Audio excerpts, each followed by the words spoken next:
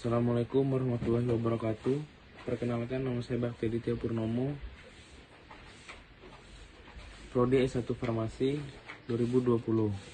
Di sini saya akan menyampaikan presentasi tentang gel. Gel adalah sediaan sistem semi padat terdiri dari suspensi yang dibuat dari partikel anorganik yang kecil atau molekul organik yang besar, terpenetrasi oleh suatu cairan. Pembawa yang digunakan dengan tujuan pemberian obat pada bagian mukosa, salah satunya adalah mukosa mulut. Jenis gel yaitu organik gel, karboner gel, aluminium hidroksid gel, starch gel, methyl cellulose gel. Ada lagi komposisi gel: gelling agent, air, CO solvent, preservatif, dan stabilizer. Cara pembuatan gel: metode pelelehan, yaitu zat pembawa dan zat berkhasiat dilelehkan bersama dan diaduk sampai membentuk fase yang homogen. Perlu diperhatikan stabilitas zat berkhasiat terhadap suhu yang tinggi pada saat pelelehan.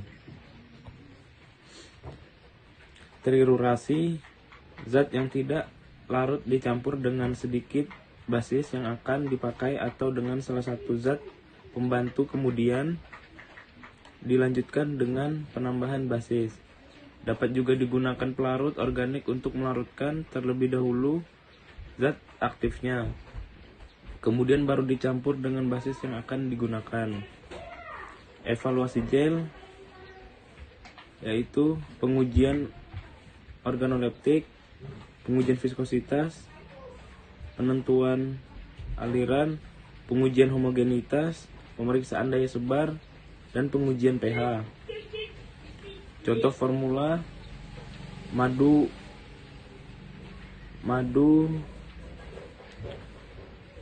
poliforal 20, karbopol 40,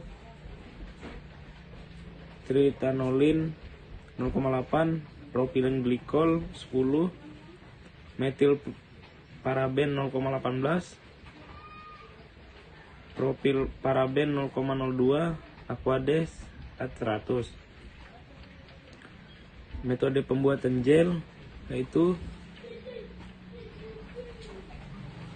semua bahan harus dilarutkan dahulu pada pelarut atau zat pembawanya sebelum penambahan gelling agent agar serbuk tersebar dan untuk mencegah pengumpulan.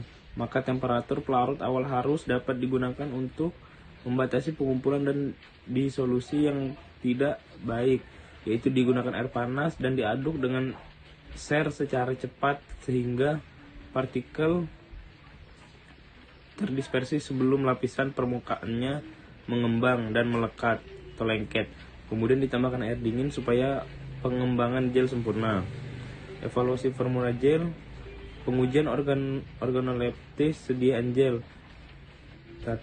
Pengujian organoleptis meliputi pemeriksaan perubahan bau, warna, dan konsistensi dari formula sebelum dan sesudah kondisi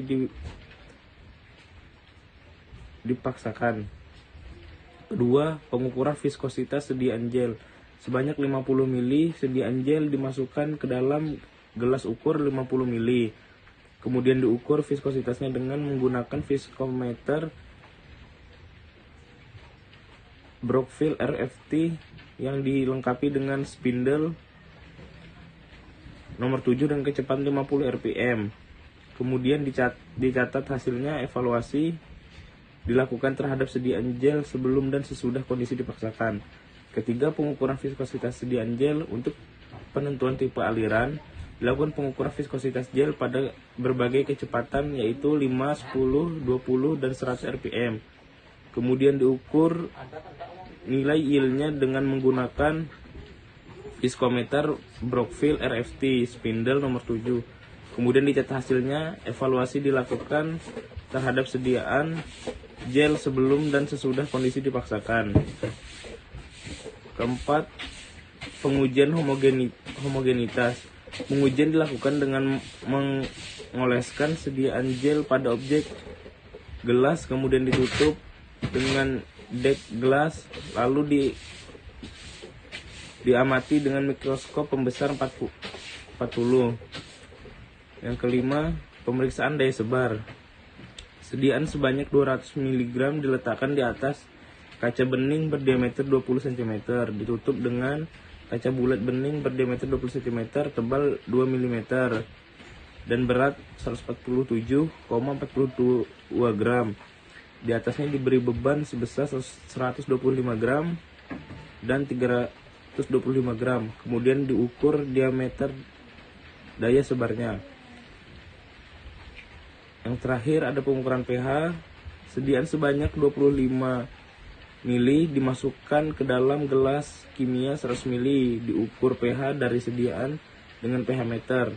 Pengukurannya dilakukan terhadap setiap formula sebelum dan sesudah kondisi dipaksakan. Itu saja yang saya dapat sampaikan tentang gel. Kurang lebihnya saya mohon maaf.